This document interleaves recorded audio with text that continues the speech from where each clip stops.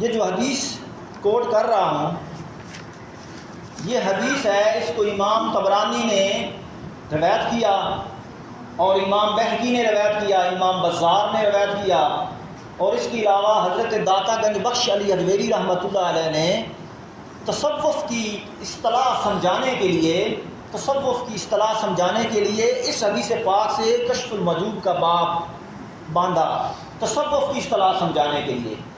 آقا علیہ السلام کے ایک صحابی ہیں حضرت زید بن حارثہ۔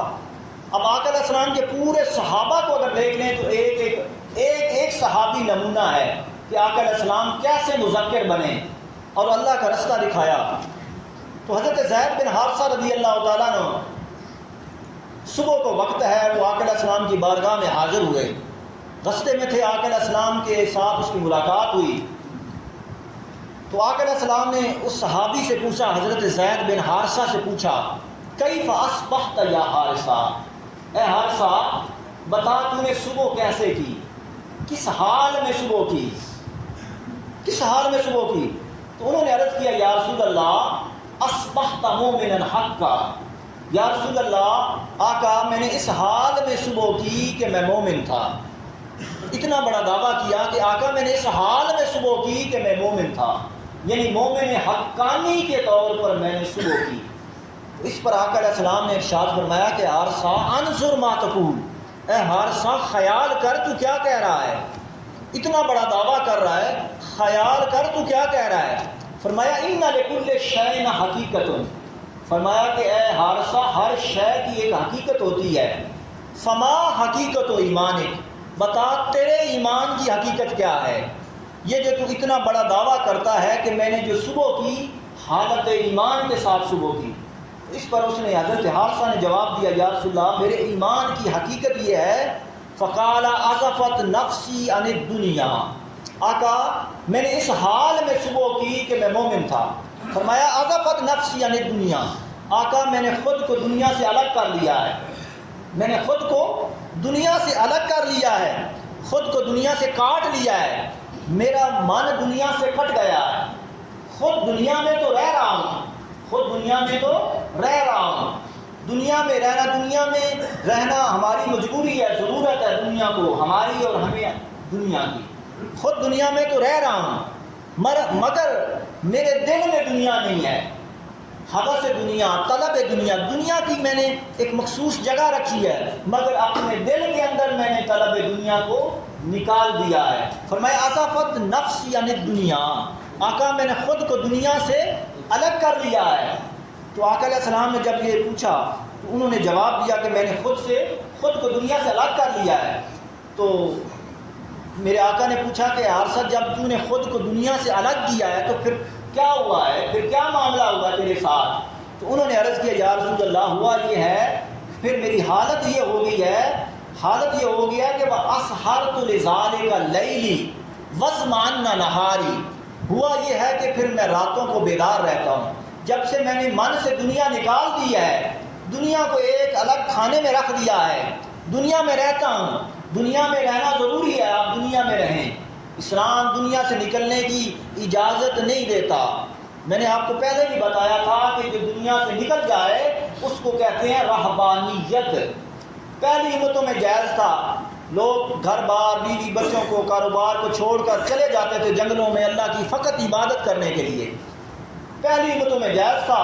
جب آقا کی بعثت ہوئی حضور نے منع فرما دیا، فرمایا کہ میری شریعت میں اس کی اجازت نہیں ہے، آپ دنیا میں رہیں، سارے لوازمات پورے کریں، سب کے حقوق ادا کرتے رہیں، یہ دنیا میں آپ کا رہنا ضروری ہے اور دنیا کو آپ کی ضرورت ہے، خود دنیا میں رہیں، دنیا میں چلیں، دنیا میں پھریں، کھائیں پئیں، شادی بیاہ، کاروبار، تجارت، حلال و حرام کا فرق، فرائض کی ادائیگی، سب کچھ سنت محمدی کے مطابق رہتے ہوئے کرتے ہوئے دنیا میں رہیں، کریں، ایک دائرے میں، اسلام کے دائرے میں رہتے ہوئے سب کچھ کریں، جائز ہے۔ حضور نے فرمایا کریں، خود دنیا میں رہیں مگر دنیا کو اپنے من کے اندر نہ رہنے دیں، من خالی رکھیں صرف مولا کے لیے۔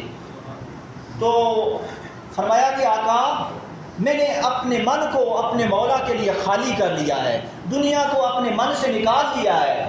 فرمایا کہ حادثہ جب تو نے خود کو دنیا سے نکالا ہے تو پھر ہوا کیا ہے؟ فرمایا عرض کی آقا وَأَسْهَرْتُ لِذَلِكَ لَيْلِي وَاظْمَأَنَّ نَهَارِي، ہوا یہ ہے کہ پھر میں راتوں کو بیدار رہتا ہوں اور دن کو پیاسا رہتا ہوں۔ اب راتوں کو بیدار رہتا ہوں، یہ تو بات سمجھ میں آ گئی کہ یار رات مصلے پر ہوں گے اور مولا کی دہلیز پر ہوں گے، اور مصلی عاشقوں کے لیے مولا کی دہلیز ہوا کرتی ہے۔ رات مصلے پر رہتا ہوں، دن کو پیاسا رہتا ہوں۔ اب پیاس کیسی؟ پانی کی، شربت کی، دودھ کی، کیسی پیاس؟ وہ تو پھر رات کو بھی ہو سکتی ہے نا۔ کیوں پیاس رہتی ہے؟